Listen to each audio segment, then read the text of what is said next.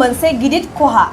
थारैनो राजखान्थिया अरायथा नंमारा बेबायदिनो मोनसे फोरमान खेबसेयावनो दोलोखौ नागारबाय सा 6500नि मावथिफोरा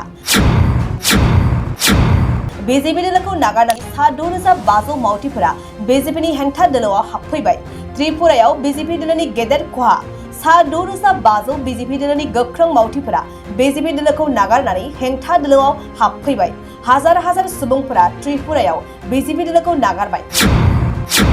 बीजेपी दोलोनि हाबा मावनायखौ मोजां मोनाखै त्रिपुरानि गासै 6500 सा सुबुंफोरा त्रिपुरायाव सासे गिदिर आदिवासी दैदेनगिरि हांसा कुमारा बीजेपी दोलोखौ नागारबाय बीजेपी दोलोखौ नागारनानै त्रिपुरा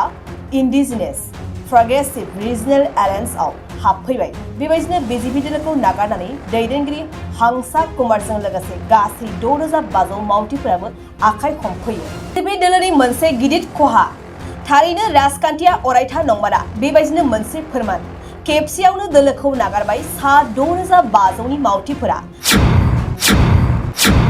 बीजेपी दोलोखौ नागारनानै सा 6500 मावथिफोरा बीजेपीनि हेंथा दोलोआव हाबफैबाय त्रिपुरायाव बीजेपी दोलोनि गेदेर खहा सा 6500 बीजेपी दोलोनि गोख्रों मावथिफोरा बीजेपी दोलोखौ नागारनानै हेंथा दोलोआव हाबफैबाय हाजार हाजार सुबुंफोरा त्रिपुरायाव बीजेपी दोलोखौ नागारबाय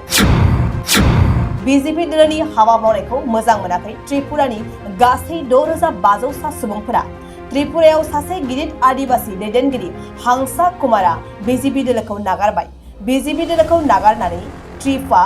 इन्डिजिनियास प्रोग्रेसिव रिजनल एलायन्सआव हाबफैबाय बेबायदिनो बीजेपी दोलोखौ नागारनानै दैदेनगिरि हांसा कुमारजों लोगोसे गासै 6500 मावथिफोराबो आखाइ हमफैयो नोंथांनाव हान्थु सिं गोदोना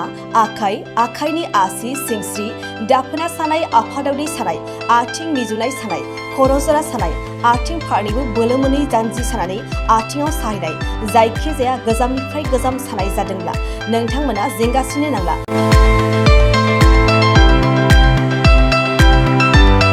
नोंथांमोननि थाखाय खम बेसेनावनो लाबोदों फिल नेचार जइन्ट पेन वेल